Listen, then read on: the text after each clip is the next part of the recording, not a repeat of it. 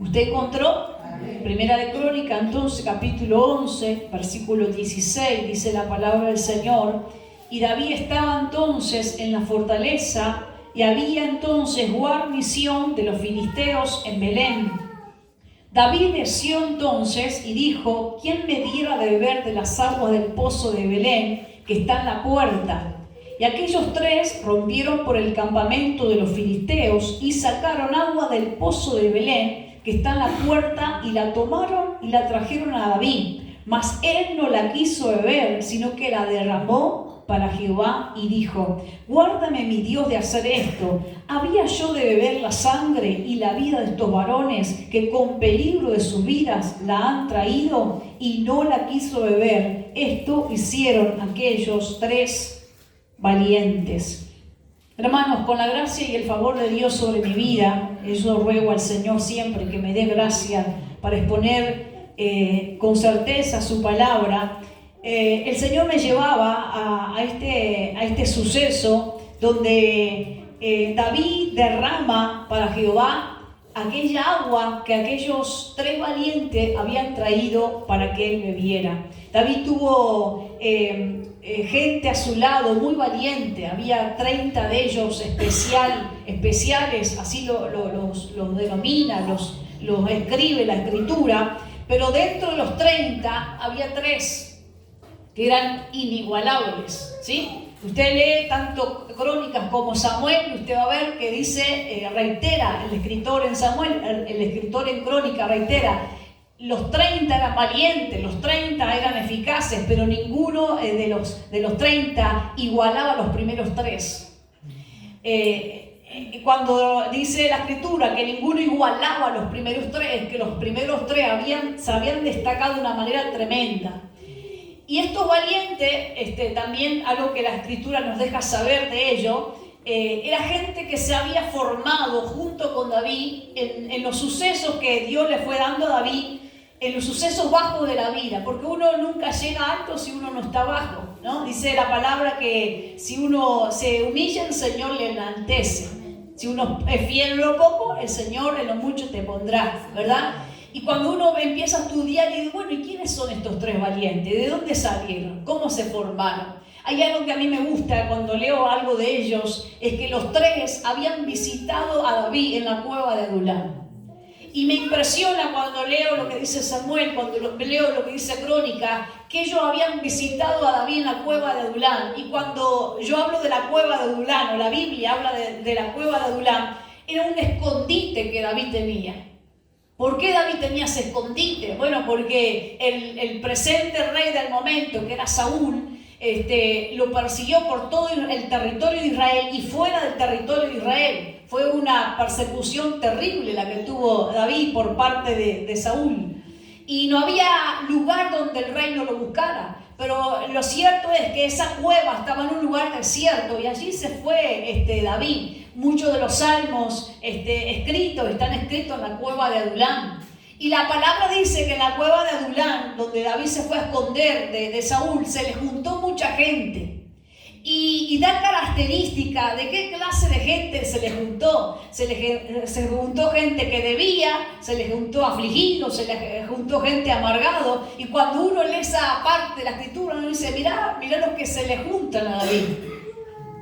Hermano, usted nunca menosprecie a la persona que Dios le puso a su lado, y hablo en el sentido espiritual de la vida. Puede ser un hermano de la congregación, un amigo de la vida. Usted nunca menosprecie, porque esa persona se está formando con usted, usted se está formando con esa persona. Usted no diga, bueno, Señor, si has de ponerme a mi lado, ponme los mejores. Usted nunca ore así. Usted dígale, Señor, quien tú sabes que va a estar a mi lado para poder correr esta carrera, pónmelo. Porque el Señor sabe quién va a ayudarte. El Señor sabe quién te va a escuchar, quién te va a entender, ¿sí? Y hermano, cuando uno ve esto de David, uno dice, pero pobre David. En vez de venir a él gente un poco más levantada de ánimo, vinieron gente deprimida. Él que estaba mal, vino gente que estaba como él. En vez de venir gente económicamente mejor, vino gente endeudada a juntarse con David. Pero en la cueva de Adulán pasó algo maravilloso, y mientras en el proceso, antes de que David quedara en el reinado, pasó algo maravilloso, que fue que David se formó, Dios lo formó. Las pruebas en la vida te forman y me forman. Si las pruebas en la vida no nos forman, hermano, entonces somos malos aprendices. ¿Sí? Si habiendo pasado lo que hemos pasado, todavía no hemos aprendido, entonces somos malos aprendices. Pero está claro que David aprendió de las dificultades de la vida, y los que con él estaban también aprendieron y se hicieron valientes. Usted sabe algo, hermano, si usted lee y usted mira un poco más allá de la... No imagine nunca nada, ¿sí? Usted tiene que ver la Biblia sin imaginar. Pero cuando uno lee la Biblia, en la vida de David, los sucesos de David, hay algo que se ve. Muy poquito, de alguna manera muy poco explicado, pero se ve. Se ve que David en algún momento pasó hambre con sus hombres. ¿Por qué lo digo? Porque él visita un lugar, visita a uno de los tabernáculos, donde había allí, donde había el pan sagrado. Todavía no estaba el templo. Después su hijo Salomón levantó el templo. Pero estos sacerdotes tenían el pan todos los días. Había pan en el tabernáculo o en la casa donde se consagraba para orar, ¿verdad? Entonces dice David que cuando él pasa por ese sitio, el sacerdote, creo que es Abiatar su nombre, capaz que lo digo mal, él tenía el pan. Y David le dijo: yo y mis hombres, de tanto andar de aquí para allá, tenemos hambre. Tenemos hambre. No sé si vos tenés algo ahí para convidarnos, un pedazo de algo, lo que sea, tenemos hambre. Fíjense que ellos caminaban días, andaban obviamente en caballo seguramente, pero caminaban días, se movían días, cansados, perseguidos, no contaban con mucha ayuda. No es que David dice: vamos a quedarnos acá, vamos a trabajar, vamos a hacer nuestras casas, porque donde ellos llegaban, ahí los perseguía Saúl y se tenían que mover. Pero se tuvo que hacer en la vida. Hermano, no es novedad que usted también se ha tenido que hacer en la vida. Y que para usted no ha sido el camino fácil. Quiero decirle que previo a lo que le estoy contando de David, antes, David ya había sido llamado por Dios. No es que David fue llamado por Dios y las puertas se le abrieron. No, David fue llamado por Dios y el rey lo empezó a perseguir. Esta palabra tiene que ser para alguien en esta mañana. El Señor lo llama a David, y ¿qué empieza a pasarle? El rey lo empieza a perseguir. El Señor lo llama a David, y ¿qué empieza a pasarle a David? Las cosas no le empiezan a salir. Él vence a Goliat, y en vez de ser un hombre reconocido, si bien lo fue, porque las mujeres cantaban, David venció a sus 10,000. Fue un hombre reconocido, pero fue un hombre abandonado. Lo habían dejado en el desierto. Y dice la palabra de Dios, hermano, que mientras David se iba haciendo, pasó dificultad. Y este sacerdote que le menciono no tenía otra cosa que darle. Y le dio los panes de la propiciación, dice la Biblia. Le dio los panes sagrados, los panes santos, los panes que solo los sacerdotes podían usar. El Señor relata de esto también. Entonces lo único que pudo darle, repito, el sacerdote fue los panes. Más allá, no quiero entrar en el tema de eso que hizo el sacerdote. Quiero decirle que eso me deja ver lo mal que pasó David. Para haberle pedido al sacerdote los panes sagrados es porque le estaba pasando hambre. Otra cosa que me deja ver lo mal que pasaba David en el desierto es lo que pasa con Abigail. Abigail es una mujer, esposa de un tal Nabal. Es un hombre muy rico, que cuando David estuvo en el campo, este hombre rico tenía muchos empleados, muchos pastores que cuidan ovejas, y David les ayudó a esos pastores, porque David era un hombre de experiencia en el campo. Si él toda la vida desde niño trabajó en el campo, y les ayudó a los pastores de Nabal, les dio una mano, los ayudó. Entonces David, sabiendo que estos siervos les servían a un hombre rico, les dijo antes de irse: queremos pedirle a ustedes que le pidan al patrón un poco de pan, un poco de agua, un poco de comestible para nosotros vivir en el desierto, y que se acuerde de la misericordia que nosotros les tuvimos a ustedes. No no estuvo mal lo que hizo David. Porque antes que robar o mendigar, bien que se puede pedir. Y pedir bien. Dice la Biblia, pedid y se os dará. Y él pidió. ¿Y pidió bien o no? ¿Sabe lo que hizo ese Nabal? Y dijo, pero ¿qué te pensás? Que yo he agarrado de lo mío para darte a vos. Y en la furia de David, en no entender, decir, pero qué injusticia, nosotros le ayudamos, no es capaz de darle una mano ahora. Nosotros le ayudamos a que los pastores de ellos tuvieran el ganado todo. Le llevamos el ganado y resulta que este hombre no es capaz de darnos siquiera un pedazo de pan de gracia. Y la furia que le agarró a David iba a matar a Nabal. Le sale al encuentro la esposa, Abigail, y le dice, no te ensucies las manos.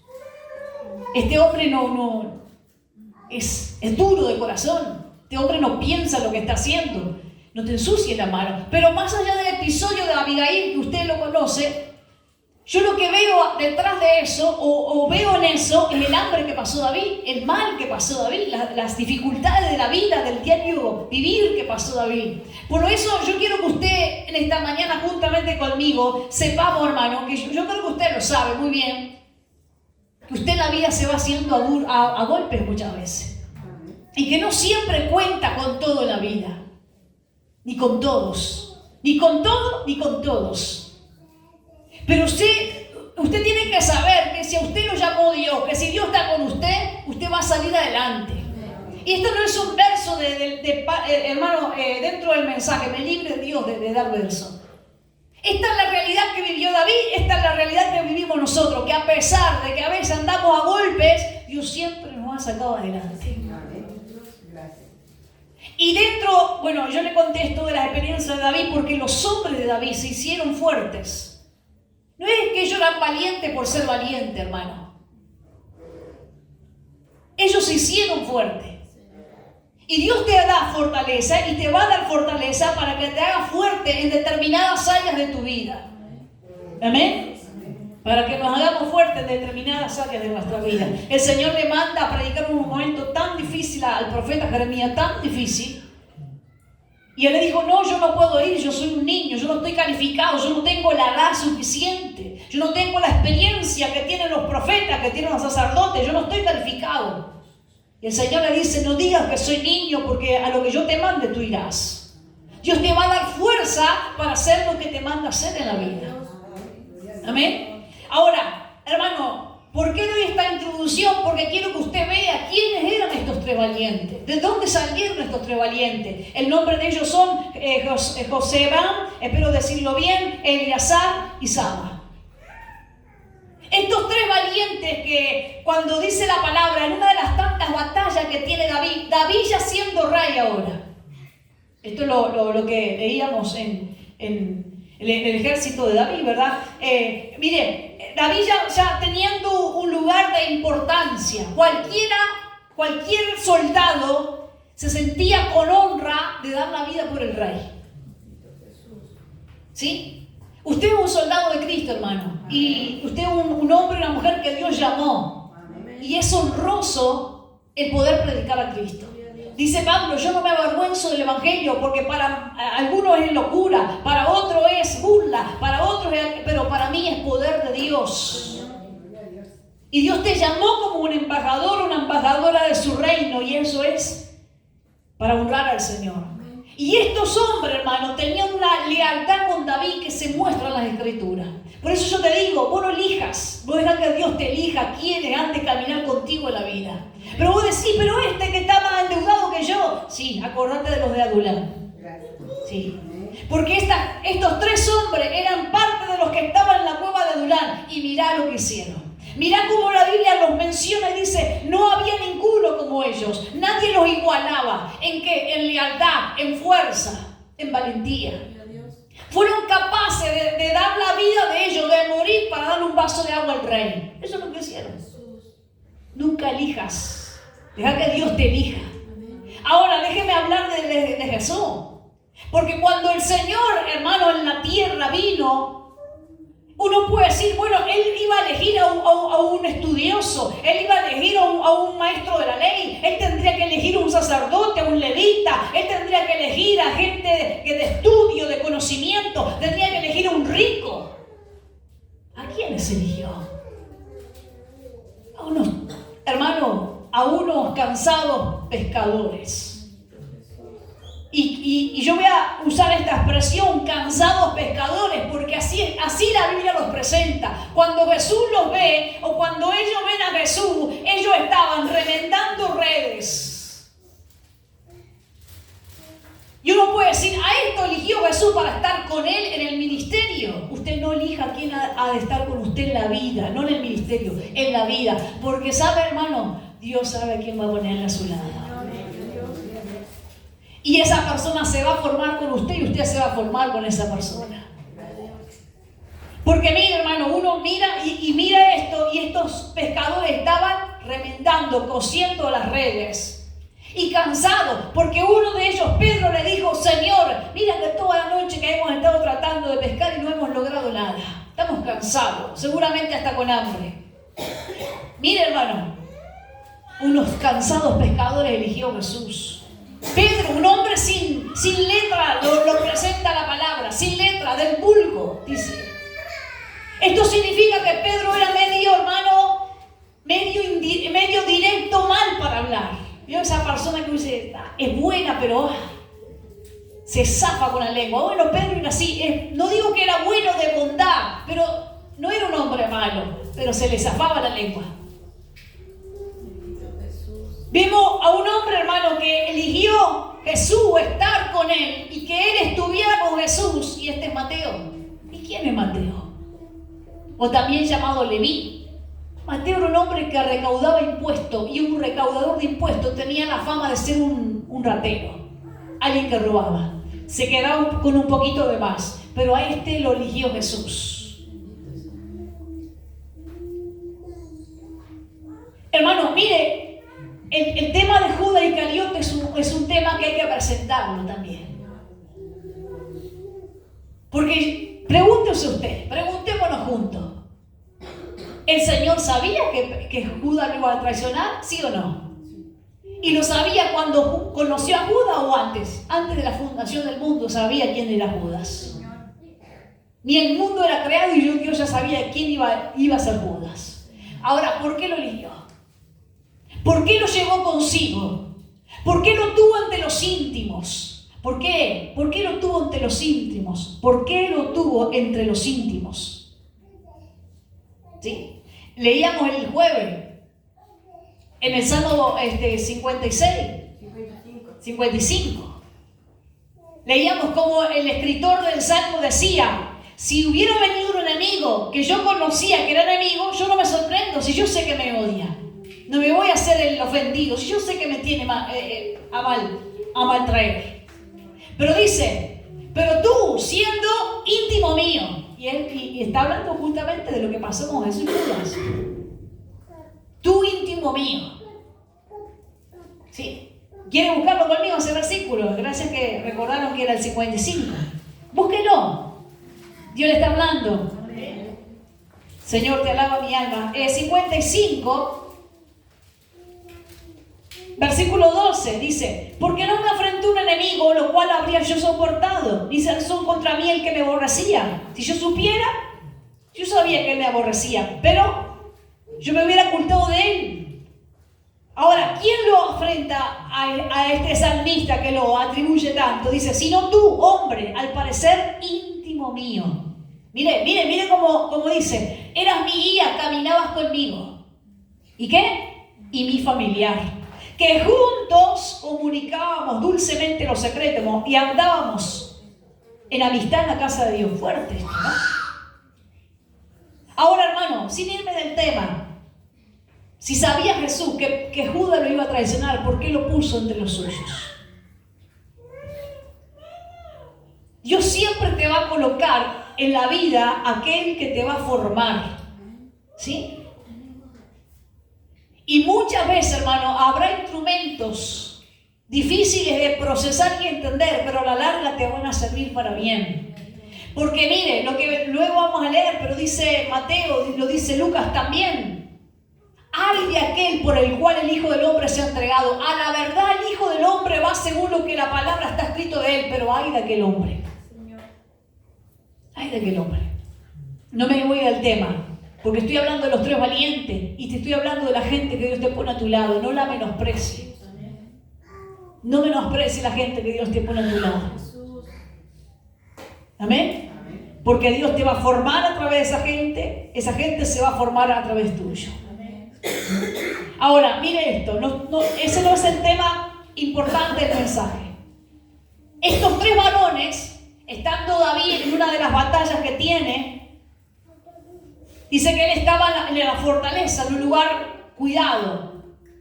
Eso es la fortaleza, un lugar cuidado.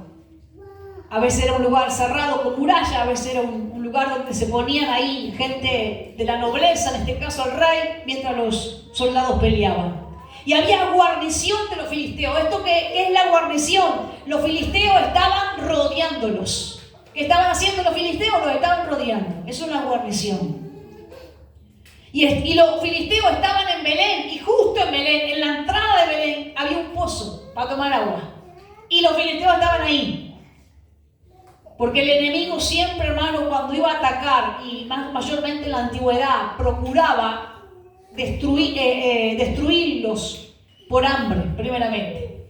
Porque la gente se rendía, cuando tenían hambre, tenían sed, se rendían. Entonces le sitiaron y hicieron guarnición cerca de la entrada, en Belén, donde estaba el pozo para tomar agua. Y dice Samuel, Crónica lo dice, deseo, que dice Crónica, el que escribe Crónica dice deseó, pero el que escribe Samuel, que es Samuel, dice en el versículo en el capítulo 23, en el versículo 15, déjemelo leerlo, usted escúchelo, el mismo relato, y David dijo con vehemencia. ¿Sabe que la palabra vehemencia significa que él no pensó en lo que estaba diciendo? No reflexionó en lo que estaba diciendo. David, hermano, David no lo dijo a propósito, ¿sí? Cuando David estaba en la fortaleza, en medio de la batalla, él lo que pidió un vaso de agua, porque tenía mucha sed, él no lo dijo para que la gente se moviera a traerle un vaso de agua. Él lo dijo sin pensar que lo estaba diciendo. ¿Sí? Eso lo manifiesta Samuel cuando dice... Y David, con vehemencia, sin saber lo que estaba diciendo, sin reflexionar, por el impulso de la sed, el impulso del deseo, lo dijo. ¿No le pasó a usted que de repente usted el impulso dijo algo que, bueno, David dijo en el impulso, ¿quién me diera un vasito de agua que estoy muerto de sed? Del pozo de Belén, qué rica agua del pozo de Belén. Y lo dijo con vehemencia. Lo dijo sin pensar lo que estaba diciendo. Dice Crónica, y David deseó. Entonces, y dijo, ¿quién me diera de beber de las aguas del pozo de Belén que está a la puerta? Y aquellos 3, dice Samuel, irrumpieron. Acá en Crónica dice, rompieron. O sea, se hicieron lugar entre la fila de los filisteos. O sea, arriesgaron su vida. Sabían que los filisteos estaban vigilando y ellos se metieron igual en Belén. Hermano, la gente que Dios va a colocar a tu lado y te va a formar a ti en la vida, es gente que va a entender, hermano, la lealtad según Dios. Por eso uno no tiene que elegir a veces, sino que más bien tiene que entender a quién Dios nos está colocando en la vida. Cuando Jesús habló de que la mies es mucha, Él dijo, elijan. ¿Dijo eso? Elijan a ver el hermanito que mejor sabe. A ver, hermanito, ¿usted tiene un don? Porque eso hacen las iglesias hoy. Eligen los que tienen dones, según ellos. Eligen los que están capaces, según ellos. Pero muchos de ellos no tienen llamado de Dios. No tienen amor a Dios, no tienen amor a las almas, no tienen amor al prójimo. Jesús no dijo, elijan entre ustedes el mejorcito. Dijo, pidan al Padre para que Él envíe obreros. Él no dijo, levanten ustedes obreros. Yo sé que esto es un tema con cuidado para tomarlo. Pero Él no dijo, levanten ustedes entre obreros. Dijo, pidan al Padre. Hermano, solo el Padre sabe quién es un obrero de Él. Dice que le pidamos al Padre que envíe obreros a su mies. Volvamos a lo que dice Crónicas. Hermano, cuando ellos escucharon a David, en la vehemencia de David, en el sin razonar de David, que no lo dijo con maldad, porque el rey, hermano, era un hombre justo. No lo digo yo, la palabra sí lo presenta. Hablo de David. Estos tres dicen que con valentía irrumpieron en el campamento los filisteos y sacaron agua del pozo de Belén, que está en la puerta, y la tomaron y la trajeron a David. Tremendo acto de heroísmo. Tremendo sacrificio que les pudo costar la vida. Que les pudo costar la vida. A veces, hermano, el que está afuera no entiende por qué el que está muchas veces llevando la carga reacciona como reacciona. ¿Sí? Tanto que cuando David los vio traerle el vaso de agua o el cántaro con agua, hermano, David no lo pudo tomar. No lo pudo tomar, porque él dijo David, ¿cómo yo voy a tomarle la sangre? ¿Por qué David dice que les va a tomar la sangre si tomas agua? Porque esa agua era la vida de esos hombres. Ahora voy al grano del mensaje, hermano. En la última Santa Cena presencial que hizo nuestro Señor Jesucristo junto con los apóstoles. Eso, si usted quiere bicharlo conmigo, Lucas 22. En esa última cena, donde fue instituida la cena del Señor, Lucas 22, versículo 7 en adelante, pero nosotros vamos al 14. Cuando era la hora, se sentó a la mesa y con él los apóstoles. Y le dijo, cuánto he deseado comer con vosotros esta Pascua antes que padezca. Porque os digo que no la comeré más hasta que se cumpla en el reino de Dios. Habiendo tomado la copa, dio gracias y dijo, tomad esto y repartidlo entre vosotros. Porque os digo que no beberé más del fruto de la vida hasta que el reino de Dios venga. Tomó el pan y dio gracias y lo partió y le dijo, diciendo, esto es mi cuerpo, que por vosotros dado. Haced esto en memoria de mí. De igual manera, después de haber cenado, tomó la copa diciendo, esta copa es el nuevo pacto en mi sangre, que por vosotros se derrama. Por eso, hermano, cuando yo leía esto, Dios me llevaba a lo que hizo David. No pudo beber esa agua porque era la vida de esos hombres. Y dice la palabra que lo que hace David, hermano, es algo tremendamente, hasta simbólico lo que hace David, pero es tremendo lo que hace David, porque no era un hombre, hermano, que menospreciaba la vida de otros. David no era un hombre que menospreciaba la vida de otros. Porque al tomar el agua que le trajeron los tres valientes, lo que hace David es derramar el agua en el suelo y le dice, esta agua es para Jehová. Porque yo lo que estoy derramando es la valentía en la vida de estos hombres que se dieron para traerme un vaso de agua. Y lo que ha hecho Cristo en la cruz del Calvario es, hermano, que se derramó por nosotros. Su vida la derramó por nosotros, para que nosotros fuéramos alcanzados, para que nosotros fuéramos bendecidos. Ahora, ¿quién es aquel que fue favorecido en ese derramamiento de sangre? Nosotros, y los que creen en Cristo, y los que creyeron, y los que van a creer. Pero hermano, déjeme terminar con esto, a lo que Dios me apuntaba. Porque cuando el Señor en la última cena está con los discípulos, dice, este es mi cuerpo que por vosotros es partido y esta es mi sangre. Comed mi cuerpo y comed y tomad mi sangre. Ahora yo quiero leer un versículo más antes de ir redondeando. Quiero ir a Juan 6. Si usted quiere acompáñeme y si no, escuche. Pero si me acompaña mejor porque usted participa de la lectura. Y usted está en el tema también. Juan 6. Y en el versículo 51, en el versículo 48, dice, yo soy el pan de vida. ¿Quién es Cristo, hermano? El pan de vida. Vuestros padres comieron el maná en el desierto y murieron. Este es el pan que desciende del cielo para que el que de él come no muera. Yo soy el pan vivo que descendió del cielo. Si alguno comiera este pan, vivirá para siempre. Y el pan que yo le daré es mi carne, el cual yo le daré por la vida del mundo. Ahora, hermano, cuando él dice que el pan que él nos da es la carne, miren lo que dicen los judíos, versículo 52. Los judíos contendían, peleaban entre sí diciendo, ¿cómo puede darnos de comer su carne? Y acá quiero que usted me preste un segundo de atención. A veces la gente en la Santa Cena, hermano, y yo no voy a criticar a otras religiones, me libre Jehová, yo quiero que nosotros entendamos lo que hacemos. Si los demás no entienden, hermano, que Dios les alumbre el entendimiento. Por ahí hay mucha gente que se pone muy misteriosa y dice, ay, le estoy comiendo un pedazo de la carne de Jesús. Ay, le estoy comiendo un pedazo de su cuerpo. Lo mismo que se mentalizaron los judíos cuando el Señor les hablaba del pan y del vino, ellos se mentalizaron diciendo, ¿cómo nos va a dar de comer su carne? Hermano, todo lo que Dios nos habla es espíritu y es vida.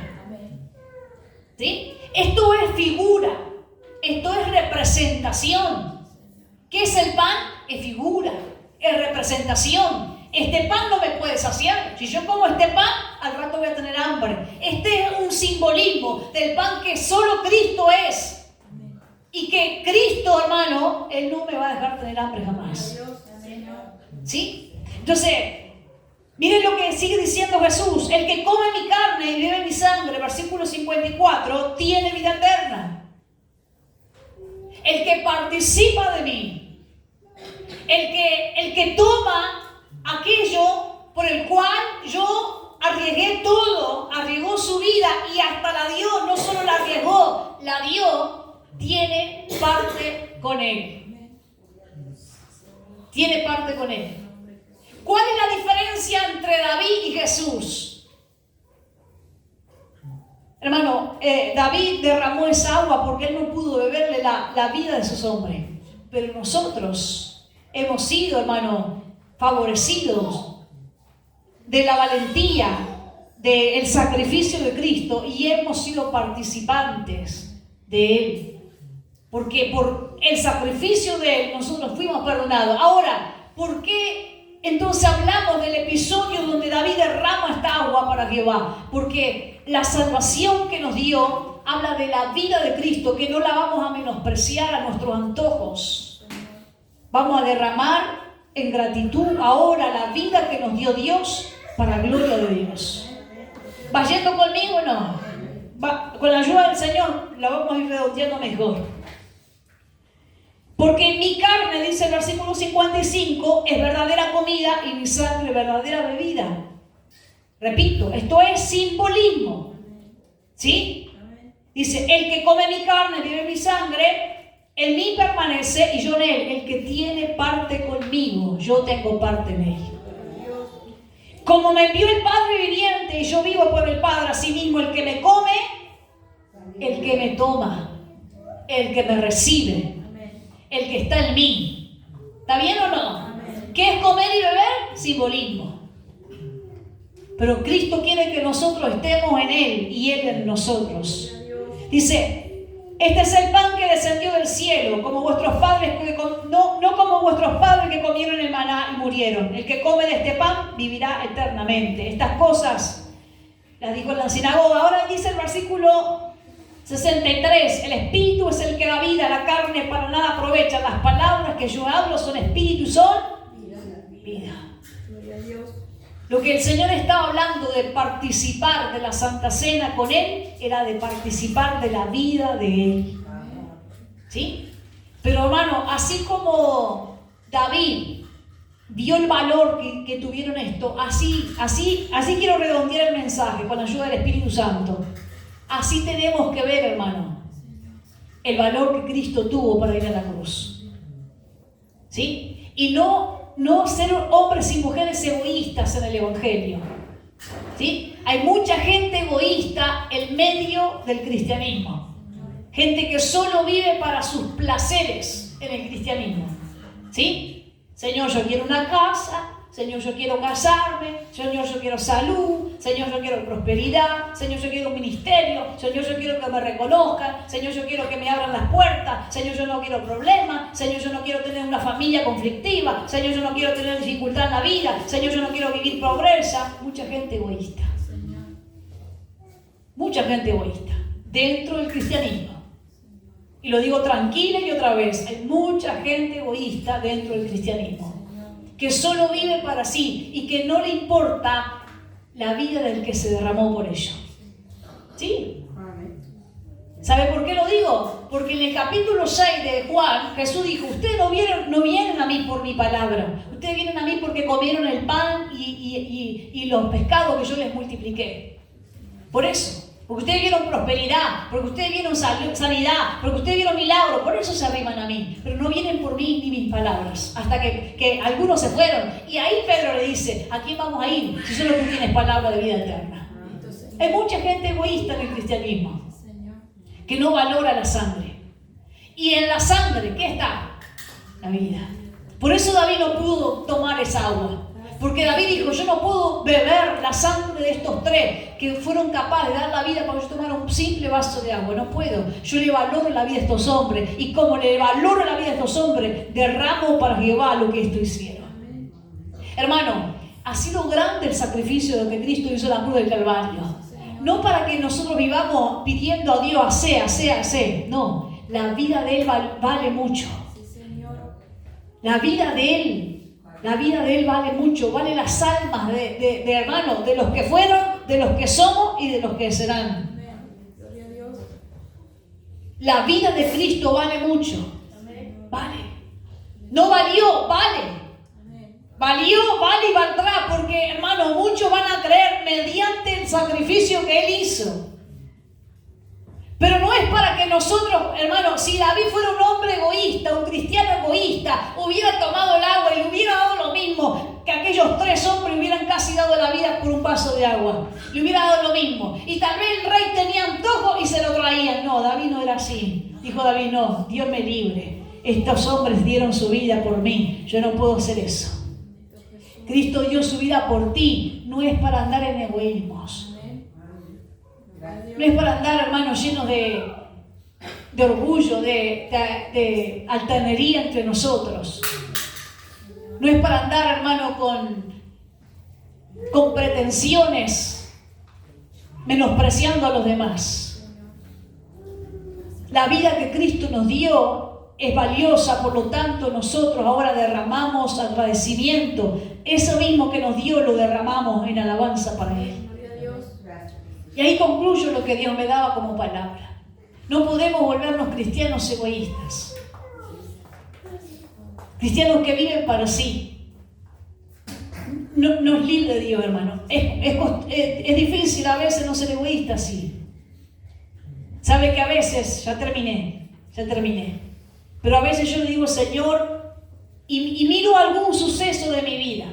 Sí, así se los tengo que confesar, porque si yo no se los confieso con claridad, le estaría mintiendo y yo sé que Dios me va a pedir cuenta.